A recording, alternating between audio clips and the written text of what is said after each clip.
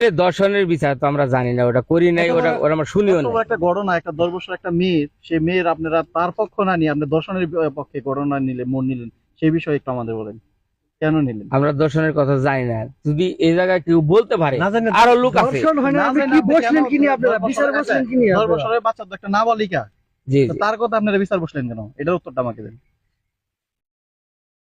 ওই বিচারের মধ্যে বাচ্চা ছিল না, ওই বাচ্চা ছিল না। বিচার করলেন, ধরেন আল্লাহ নামে বিচার করলেন, ওই বাচ্চাটা ছিল না, বললো যে বাচ্চার অসুস্থ, তার হলো আত্মীয় বাড়ি আছে। তাহলে কেন বসলেন? তার কিভাবে বসলেন? এই একজনের স্টেটমেন্ট ছাড়া, একটা নাবালিকা, সে ধরেন সে নাবালিকা, তার স্টেটমেন্ট ছাড়া আপনি কিভাবে বিচারে বসলেন? আর 1.5 লাখ টাকা বা কেন দিলেন? আপনারা এই যে ধর্ষণ হয়েছে, আপনারা কি কোনো আইনের কাউকে জানাইছেন? আইনের কোনো ব্যবস্থা নিয়েছেন? যেহেতু এরকম ঘটনা প্রায় ঘটে, অনেক জায়গায় ঘটে। বলেন। আমি বলছি যে এই ধর্ষণ হয়েছে, এটা আপনার বিচার করছেন, আপনি আইনকে অবগত করছেন বা আইনের কোনো সহযোগিতা নিছেন কিনা? না, এটা নেই নাই। কেন? এটা আসলে গ্রামের বিচার তো এরকম সমাধান হয়েই থাকে। ধর্ষণটা কি গ্রামওয়ারি হয় নাকি? না না না, এটা কি চুরি হয়েছিল বা এরকম? এটা তো এটাও আমরা জানি না সঠিক। উনি বিচারে স্বীকার করছে যে আমি অপরাধী। আচ্ছা, 1.5 লাখ টাকা যদি অপরাধের উপরে ভিত্তি করে বিচারটা করা হয়েছে, কি অপরাধ করছে সেটা আমরা জানি না। এই ভাই, আপনি কি 1.5 লাখ টাকা আপনার হাতে দিয়েছেন? না না না, আমার হাতে দেয়। কার হাতে দেওয়া হয়েছে? এটা হলো আমার এক বড় ভাই, উনি টাকা দেয় না, ওনার হাত দিয়ে দিল হইলো আপনার আনোয়ার ডাক্তারের কাছে। বড় ভাইটা কি? উনি ফাইজুদ্দিন। উনি কাকে দিল টাকা? আনোয়ার ডাক্তার। টাকাটা তারপরে কোথায় গেল? তারপরে দিল নুর ইসলামের কাছে। কত টাকা দিল?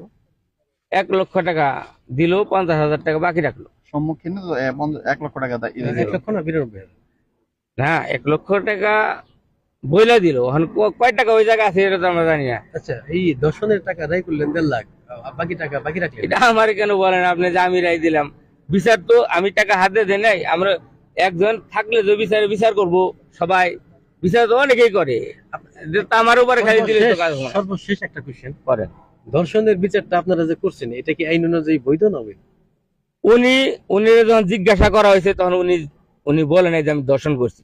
উনি যে বলছে, জিজ্ঞাসা করছে তুমি কি অপরাধী, উনি বলছে হ্যাঁ আমি অপরাধী। আচ্ছা, অপরাধী না, কিসের উপরে অপরাধী এটা তো আমি জানি না। এখন কেস করলেন কিসের ভিত্তিতে যে আপনি কি অপরাধী? জিজ্ঞাসা তো বাবারে আমি করি নাই, বিচারক আরো আছে, আমরা তো থাকতে পারি বিচারে থাকলে তার অপরাধ নাই। এখন ধরেন, এখন যেটা হয়েছে, জরিমানা দিচ্ছেন, জুতের বাড়ি দিচ্ছেন, সবকিছু দিচ্ছেন, ধর্ষণ হয়েছে, সবকিছু জানেন, এখন আপনার কি মনে হয় যে আপনারা যে বিচারটা করছেন এটা কি আইন অনুযায়ী বৈধ না অবৈধ?